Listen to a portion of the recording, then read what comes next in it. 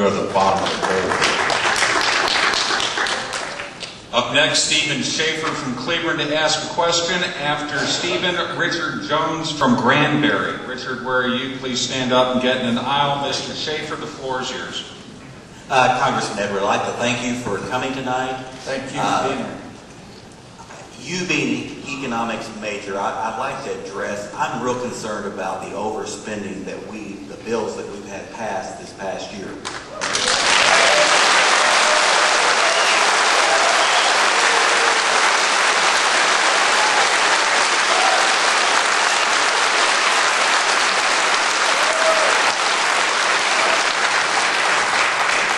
Like every time the government gets involved in something, their projections for what's going to be spent on it is way below where it even ends up being. In other words, knowing that, and some people are proposing to help, and I feel for the people that are uninsured, but some people choose not to be insured.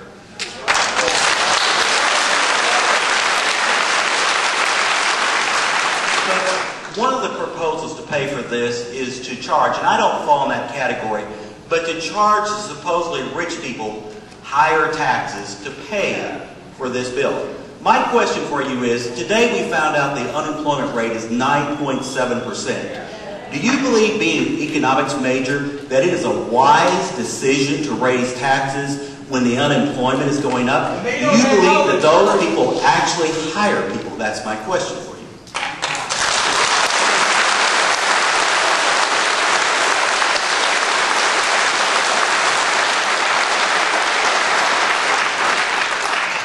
Say that I am grateful that the country in this audience is energized about addressing the issue of the deficits.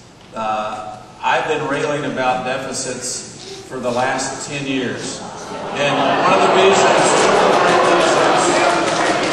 reasons I voted against the Medicare prescription drug bill several years ago is the then House leadership threw out the pay-as-you-go rule that allowed us, and I was proud to have been part of the bipartisan effort, that allowed us to take the largest deficits in American history in 1992 and turn them by the end of the decade into the largest surpluses in American history. We got rid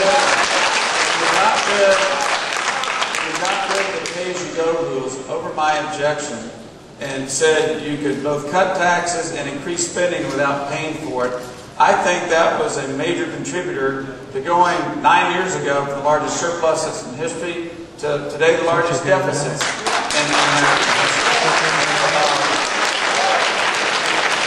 So just 3 weeks ago in the House, about 4 weeks ago in the House, I authored the amendment to the new pay-as-you-go bill, where we no longer have pay-as-you-go as re-implemented as a rule of the House. I want it to be the law of the land.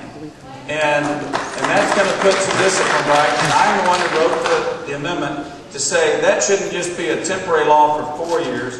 It ought to be a permanent law. And it ought to be in place whether Republicans are in the majority in the Congress or Democrats in the majority in Congress.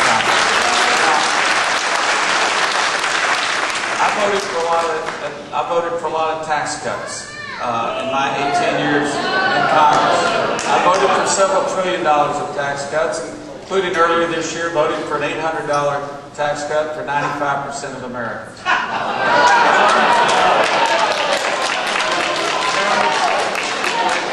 terms of the pay for this bill, would I want to raise taxes on people making over $350,000? You know, I would want to raise taxes on anyone, frankly.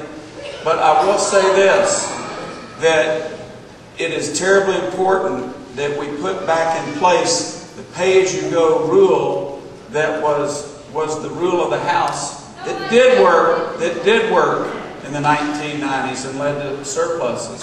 So rather than doing what Congress did over my objection a few years ago in passing, when Tom DeLay pushed through the prescription drug bill, it was about a $700 billion bill over 10 years, 70% of the estimated cost of this bill, and not one dime of that was paid for.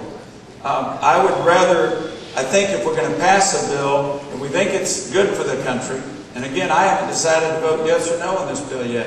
But if we're going to pass a bill, we ought to pay for it. And I'm not sure that that tax proposal will end up being the final way to pay for it. But at least I'm glad the principle's in place again to pay for what we're going to do. Because it's taken the free lunch philosophy that has gotten us into the deficit situation that we're in today. Thank you.